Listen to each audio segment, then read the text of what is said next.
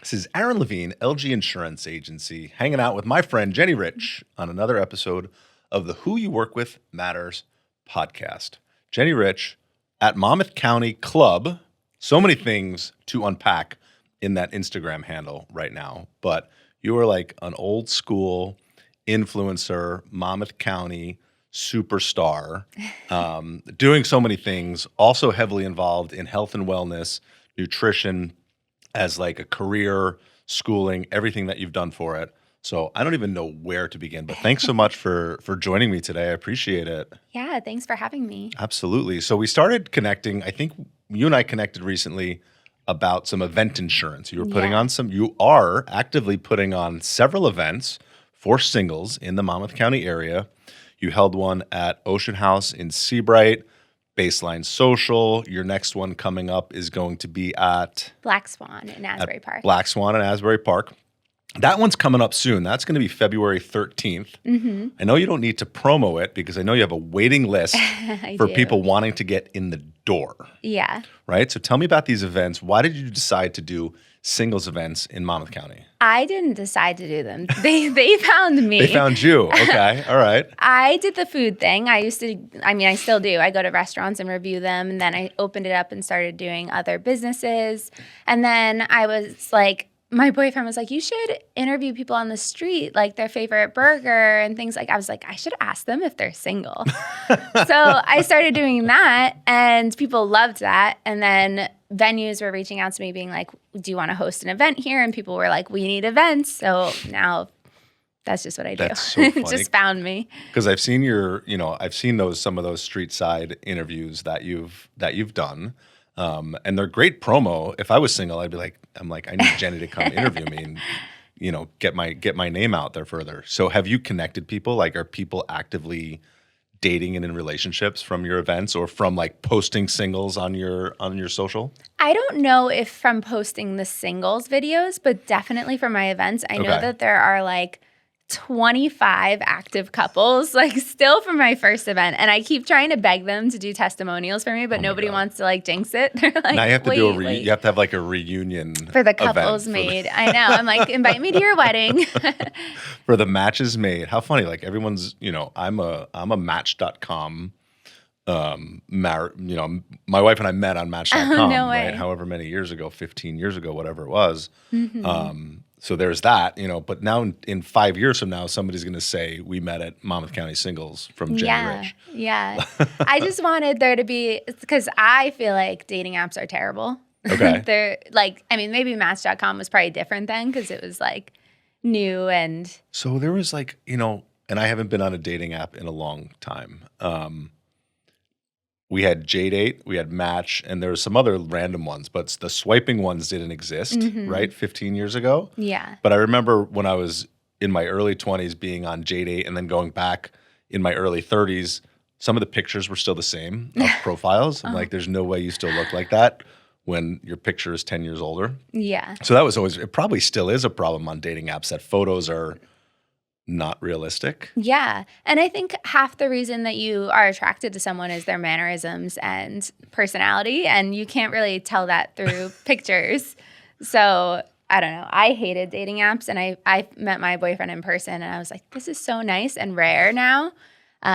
So it's cool to have a way where you're like meeting a bunch of people that you're going into a bar and everybody's single. So do you do something at the event where people get to match up, or is it just kind of a free-for-all when they walk in? Yeah, so when you come in, you get a match card. Okay. So your match card might be milk and someone at the bar has cookies. In the past, I haven't put what your match is, and they're kind of like open to subjective, so it gets like complicated, but it gets people talking. But that could be more fun. That's what I think. How do we put those two together? Yeah, but my friends working the events are like, for the love of God, please tell people what their matches are, because they keep going up to them asking. So I might change it for this next one.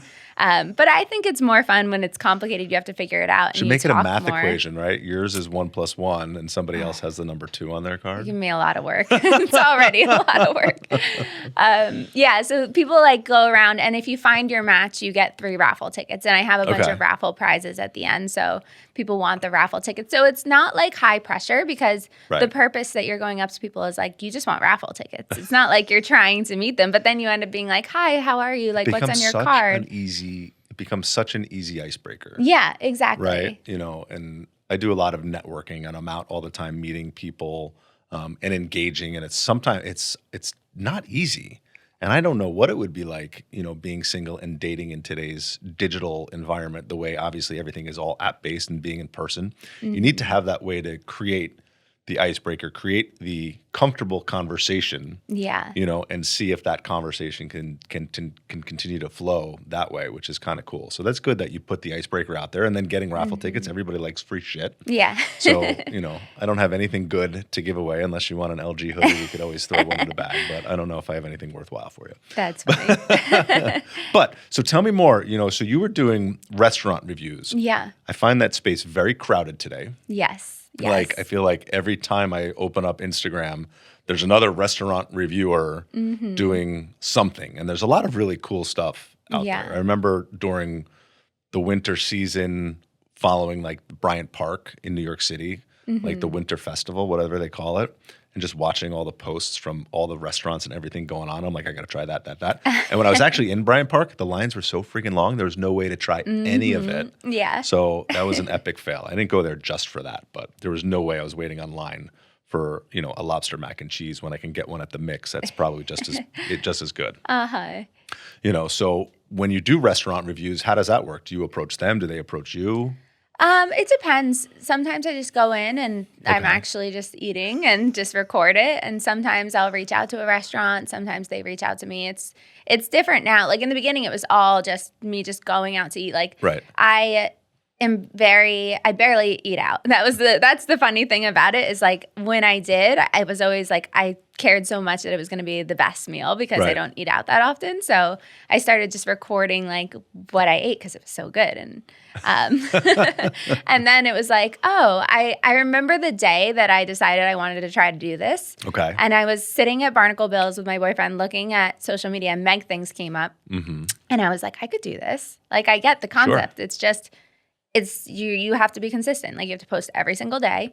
You have to have really good quality content. You have to do a voiceover. And I think that having the subtitles helps a lot on the videos. But other than that, it's just consistency over time. So I was like, hey, let's get some free dinners. And then it was like, okay, this is becoming something. It was so much easier to grow that than Right. any other social media page. So there was a period of time we were running this not this podcast, but a different iteration when it was totally local, where we were right post-COVID era, going out to restaurants and bars, bringing a guest with us, getting a whole camera set up, and then having the host just put food on the table, right, as food and drink. So we always our goal was free drinks. Then one time, I forget where we were, restaurant's no longer in business. We got done recording. I had a bill for $250. I'm like, what?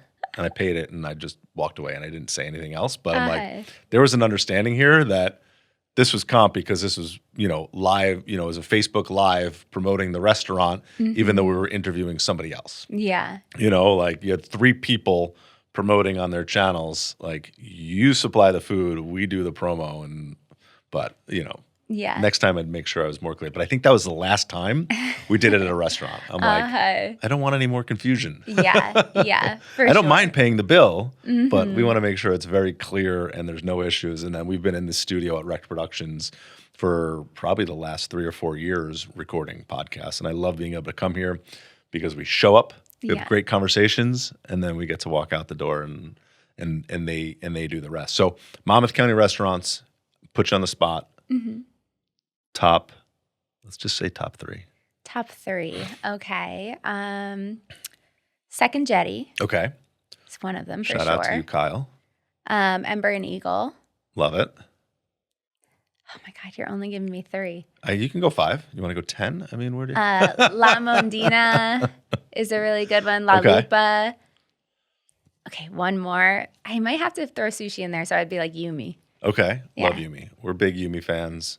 but mostly delivery or pickup. Yeah. Not eat in, right? Even though you could go and eat in there, just for some reason, every time I get Yumi, it's always It's takeout. like kind of a boring environment though. Like that would be like, it wouldn't be somewhere I'd go like special. But they do have some of the best fish because they always have like the best tuna, right? They have the Otoro there, which is the fatty belly tuna, which is the expensive cut. Yeah. But it's so good. It's the all tuna their that just sushi melts is in your so mouth. good. All their food is really good there. Yeah. I totally enjoy it. Now I'm getting hungry for sushi, and Second Jetty's closed, so you can't go have Happy Spoons right now either. so many good places. I was just over at our client, Rooney's today. They're closed for a couple days doing a renovation. They just launched some new menu items too. In the last couple of days, I was there last week with my kids for dinner. Like the menu was brand new, so they keep reinventing, which I love. Right? Yeah. Daryl does such a great job of staying on top of trends and keeping everything as relevant as possible. Which for a restaurant that's been there for more than 30 years is super important because they start to close, right? Who just closed in Rumson? Salt Creek Grill. Yeah, that was a sad one. Salt Creek Grill was a staple for a long time. Yeah. But unfortunately, I just don't think they ever kept up with the times. They never changed the decor. They never changed. Nothing changed in there. The menu never changed for 25 years. Yeah. At some point, it gets stale because there's a lot of exciting, great culinary experiences right here in Monmouth County. Yeah. Yeah. So before Monmouth County Club, you were Jenny Rich Fit?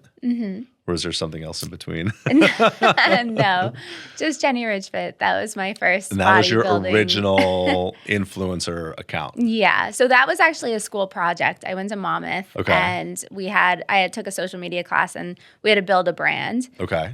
So like people would do like, oh, a cupcake brand or this, that. And I was like, I'm going to brand myself. And I just made it like Jenny Ridgefit. I was doing bodybuilding shows at the time. Okay.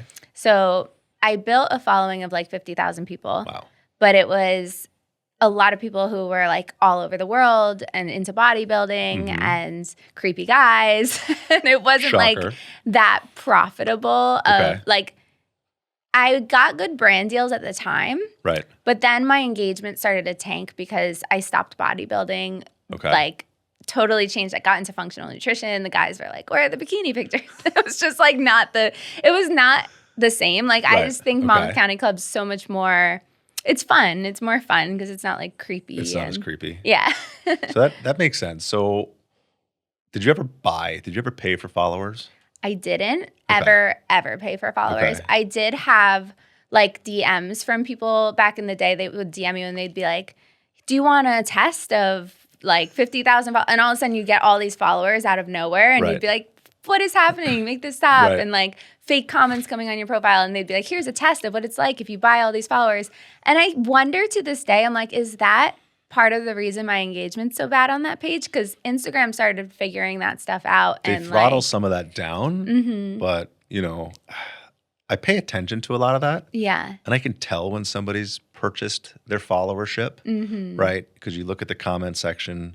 Comments don't make any sense. Or they're like so fake. It's like, why does every single post of yours have the same, every reel has the same number of views on it, right? That's not, none of that's real life. Like that irks me. And I don't care, I don't care. I'm not in it for the numbers because it's not a revenue game for me. But I would have to imagine that if you are in it for the revenue, whoever's paying you as a sponsor or, is going to look at that and is going to understand where that data really is. It's actually messed up. I talk to restaurant owners about it all the time when I'm like meeting with them and they're thinking, like I was talking to a coffee shop that I did a promo with and they were like, we hired this guy and he had all these followers and they were fake. And then like we got spammed with all these fake followers and, I had to hire someone to remove them from the coffee shop because it was like shadow banning. I was like, that's crazy.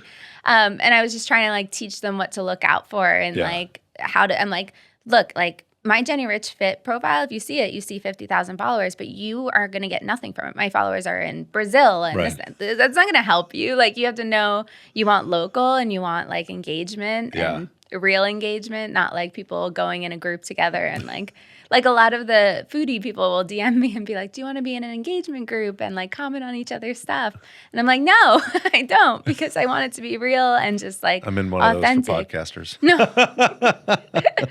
Just fine, recently. And I can't keep track either because there's like 50 people in there and there's always like, Yeah, and I'm like, I can't follow what's going on with it sometimes. I think it's great because I think if you have that community, that collab opportunity community, yeah, I think it's wonderful because we can all use whatever boost we can get, So yeah, I'm in it, and I'm trying to do what I can to engage on other people's content. yeah, And I do like to do that personally to engage on people's content, especially restaurants that are clients of ours. I love to engage with if they post something good. I want to make sure I write a comment and and share whatever we can, especially if they're yeah, clients of ours or friends. Be able to continue to do that, I think, is important. So, and I think people should do that in general. Support those that you want, for that you want to sure. support and that you want to support you. I think is super cool. Definitely. So Jenny Rich Fit, now Monmouth County Club, but your day job is in, what do you call it? Functional health? Functional nutrition, yeah. Functional nutrition, and you work for a company called Vital coaching. Okay. Yeah. And so you're a fitness and health coach. Yeah, less in the we Okay. do fitness, definitely, but it's more so on the medical side. Like we have a lot of clients with autoimmune disorders, PCOS, endometriosis, things like that, cancer clients. We have a medical team on staff. We do the peptides, like prescription medications when necessary, but we're a very root cause approach. Okay. Are peptides a fad? No, I think peptides are the future. So peptides are sticking around. They Yeah. are the future. They are the now and evolving to the next level. Yeah, it's like I think peptides are somewhere in between a supplement and a medication. Okay. Like they're just like an edge. Okay. Yeah, and there's better peptides than others, and it's important to know how to use them and source them Is properly. it better peptides or obviously better quality, right? Better manufacturing, but better types of peptides, or it really depends on the person, the individual, for what you want to. Yeah, put I together. think that there are better peptides in general. Like Okay. there are certain peptides I wouldn't take, and there are peptides that I like BPC 157 that we know is like probably one of the best peptides. Okay. Just like, yeah, I would say that there are better peptides, and then there's better peptides for you. Like obviously, if you have a risk of cancer, I wouldn't say go on BPC 157 because Right. it's going to help growth in your body, and everything's going to grow. But I don't know where I was going with that, to be honest. Yeah, but like there's going to be one that's better for you and one that's better for someone else for sure. Okay. So the science, right? So BPP 157, right? That's the most popular one, right? That's the healing one, right? The injections.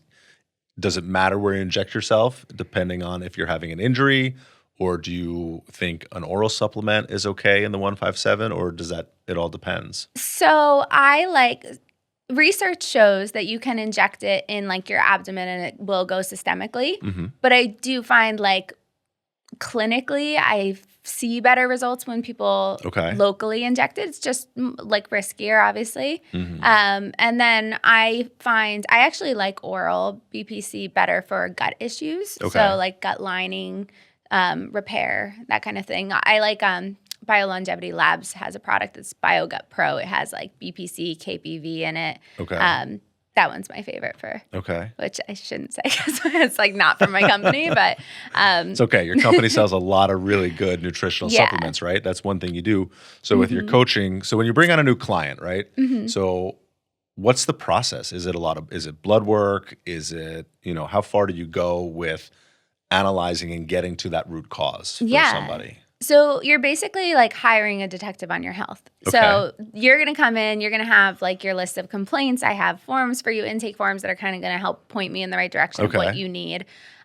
Usually start with a full panel of labs, no matter who you are. But then if you have gut issues, we might go with like stool testing. If you have hormone imbalance, we might go with Dutch testing. We have a ton of functional labs. What's a Dutch testing? That's urine hormones. So Okay. it tells you like not just your hormones, but their metabolites, how you detox your estrogen, your cortisol patterns throughout the day. It's got like a lot more information than blood work.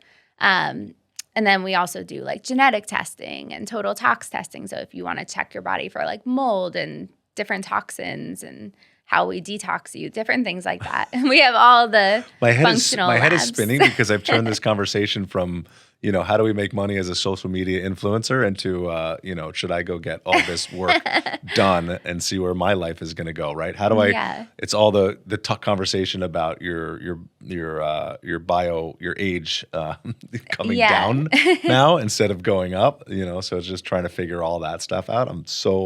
I'm so intrigued because I'm on a hormone replacement. I'm on testosterone replacement right now. So I've done all the blood work for very specifically in that area. But it's like, how much more do I want to do and how much more money do I want to spend, right? Yeah. When does it end? It is a rich man's sport to be healthy. I'm not going to lie.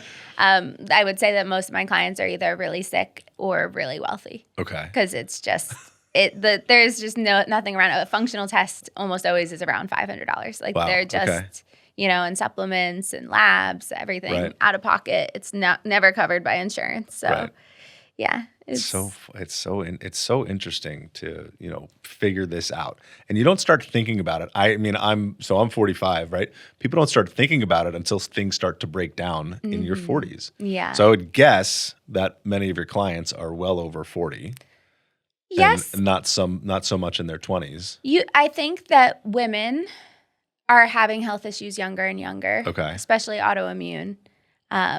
So actually a lot of clients are my age when they're women. Okay. I would find that my men clients are older. Okay. Yeah. They're older for sure.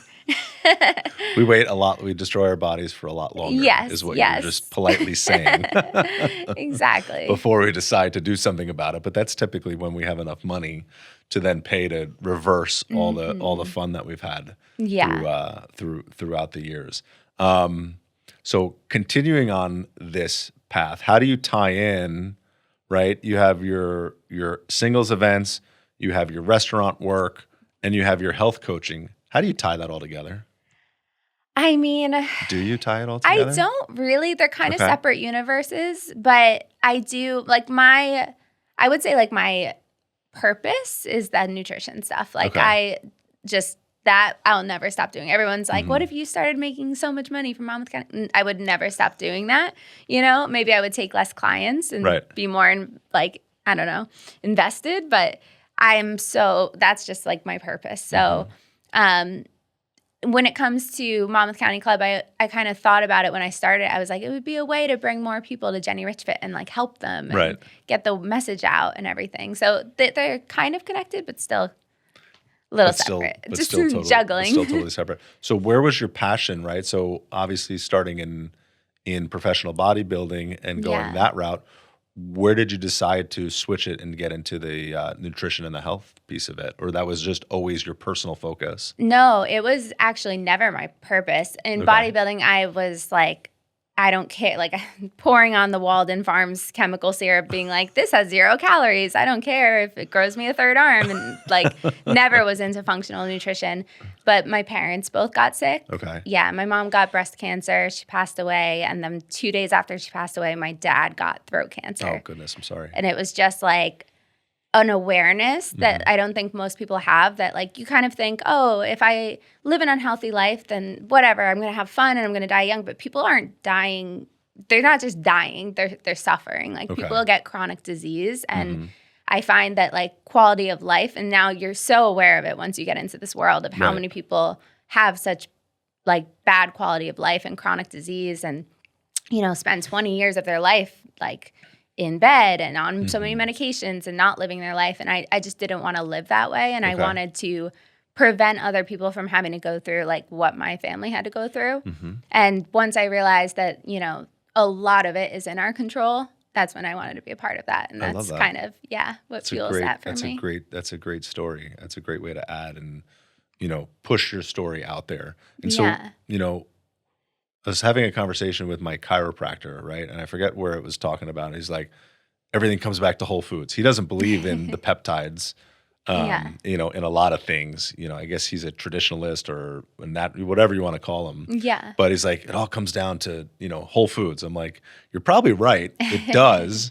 I'm not going to share what my diet is, and but I want the magic pill, right? Yeah. We all want to inject ourselves with, Ozempic and different things to do whatever we want to do, instead of changing the root of it, which is what we put into our bodies. Sure. Right? So how much of what you do in your coaching is food coaching?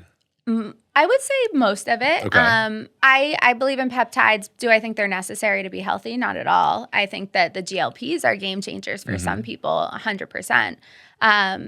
Most of the peptides, I think, are just like, you want your pillars of health in place. Like you need your diet, your sleep. Like those are the most important. Start here. Yes, exactly. Step one. If you get to the point where you just want to move the needle a little bit more, like that's where peptides are fun. Right.